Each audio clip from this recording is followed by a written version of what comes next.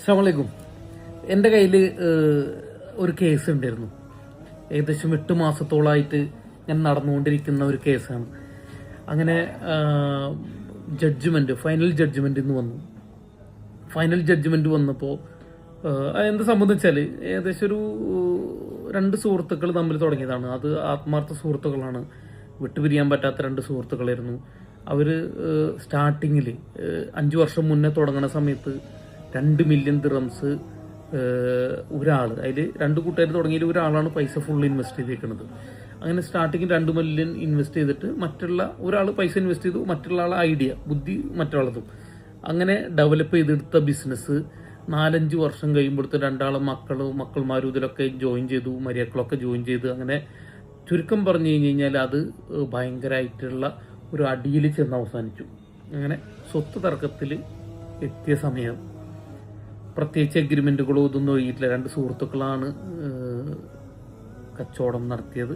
അതുകൊണ്ട് അങ്ങോട്ടും ഇങ്ങോട്ടും ഭയങ്കര വിശ്വാസമായിരുന്നു. ആ സാഹചര്യത്തിൽ അവരൊന്നും എഴുതിയിട്ടുണ്ടായിരുന്നില്ല. ലൈസൻസിൽ 2 പേരുണ്ട്. അങ്ങനെ ഇന്ന് അതിൻ്റെ ഫൈനൽ ജഡ്ജ്മെന്റ് വന്നു. ഫൈനൽ ജഡ്ജ്മെന്റ് വന്നൊക്കെ അതിലൊരു 16 വരിയുള്ള ഒരു ഖുർആന്റെ ആയത്താണ് അതിൽ ഫസ്റ്റ് ജഡ്ജ്മെന്റിൽ എഴുതിയിരിക്കുന്നത്.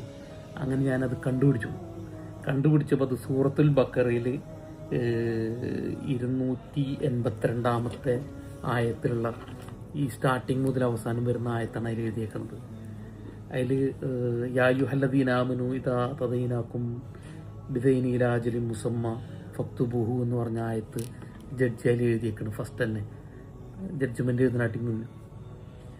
അങ്ങനെ ഇത് അതിൻ്റെ അർത്ഥം ഞാൻ അത് കംപ്ലീറ്റ് വായിച്ചു നോക്കി. അപ്പോൾ സംഭവം എന്താ, അതിൻ്റെ എഗ്രിമെന്റിൽ ഖുർആനിൽ പറഞ്ഞിട്ടുണ്ട്, സ്വന്തം സഹോദരനായിക്കോട്ടെ ആരായിക്കോട്ടെ എന്തെങ്കിലും കച്ചവടം ഇടപാടുകളോ കട ഇടപാടുകളോ ഒക്കെ നടത്തുമ്പോൾ രേഖകൾ ഉണ്ടാക്കണം, 2 ആൾക്കാരെ സാക്ഷി വെക്കണം, ഇല്ലെങ്കിൽ അവരെ ഭാര്യമാർ സാക്ഷിയാവട്ടെ എന്നൊക്കെ പറഞ്ഞിട്ട് ഖുർആനിൽ ആയത്തുണ്ട് എന്ന് പറഞ്ഞിട്ട്. അപ്പോൾ ജഡ്ജി അതിൽ 2 പേരെയും ബ്ലെയിം ചെയ്തിട്ടുണ്ട്. നിങ്ങൾ 2 ആളും എഗ്രിമെന്റ് ഉണ്ടാക്കിയില്ല എന്ന് പറഞ്ഞിട്ട്.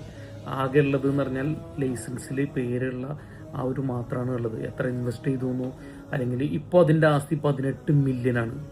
അതിൻ്റെ അവർക്ക് പുറത്തുനിന്ന് പേയ്മെന്റ് കിട്ടാനുള്ളതും ഇതൊക്കെ കൂടിയിട്ട് അതിൻ്റെ ഇപ്പോഴത്തെ നിലവിലെ ആസ്തി 18 മില്യനാണ്.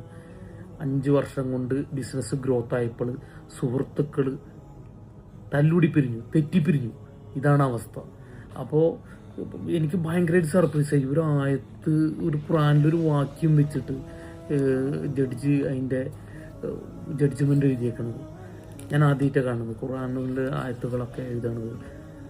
ഇൻഷാ അല്ലാഹ്. അപ്പോൾ ആ ആയത്തിൻ്റെ വിശദീകരണം, തഫ്സീറിന്റെ വിശദീകരണം ഞാൻ വേണമെങ്കിൽ ഇതിൻ്റെ ബയോയിലിടാം, അല്ലെങ്കിൽ കമന്റ് ബോക്സിലോ എവിടെയെങ്കിലും ഇടാതെ. അന്ന് നിങ്ങളൊന്ന് പഠിച്ചു നോക്കുക. ആരെങ്കിലും ബിസിനസ് ചെയ്യാൻ ഉദ്ദേശിക്കുന്ന ആൾക്കാരുണ്ട്. ഇപ്പോൾ സ്റ്റാർട്ടിങ്ങിൽ തുടക്കത്തിൽ ചെറിയ ഇൻവെസ്റ്റ്മെന്റ് ആവശ്യം ഉണ്ടാവുള്ളൂ. അപ്പോൾ ഭാവിയിൽ ഇത് എന്താണ് ഗ്രോത്ത് വരുന്നത് അല്ലാണ്ട് വേറെ ആൾക്കാർ അറിയില്ല. അപ്പോൾ സ്റ്റാർട്ടിങ്ങിൽ തന്നെ ഇപ്പോൾ നിങ്ങൾ കടം കൊടുക്കുന്നവരാണോ അല്ലെങ്കിൽ ബിസിനസ് ചെയ്യാൻ ഉദ്ദേശിക്കുന്നവരാണോ എന്തോ ആയിക്കോട്ടെ, എഴുത്ത് നിർബന്ധം. ഞാനിതിൻ്റെ ഒരു തഫ്സീർ വിവരം ഞാൻ കൊടുക്കുന്നുണ്ട്, നിങ്ങൾ വായിച്ചു നോക്കൂ. സൂറത്തുൽ ബക്കറയിലെ 282 ആയത്താണത് കേട്ടോ. ഇൻഷാ അല്ലാഹ് എല്ലാവരും അതിൻ്റെ തഫ്സീർ ഒന്ന് എടുത്തു നോക്കുക. അതിനിപ്പം ഏത് മതക്കാരാണെന്നൊന്നുമില്ല, എല്ലാവർക്കും എടുത്തു നോക്കുക. 282 ആയത്തും അതിൻ്റെ വിശദീകരണവും എടുത്തിട്ട് പഠിക്കുക എല്ലാവരും. കച്ചവടം തുടങ്ങാൻ ഉദ്ദേശിക്കുന്നവർക്കാണ്, കടം കൊടുക്കാൻ ഉദ്ദേശിക്കുന്നവർക്കാണ് പറഞ്ഞത്. അല്ലെങ്കിൽ ആർക്കെങ്കിലും സാമ്പത്തിക കാര്യങ്ങൾ സഹായിക്കാൻ പോകണ്ടെങ്കിൽ അതിനെ ചെയ്യാൻ ഉദ്ദേശിക്കുന്ന ആൾക്കാർക്കാണ് ഇത് പറഞ്ഞത്. ഇൻഷാ അല്ലാഹ്.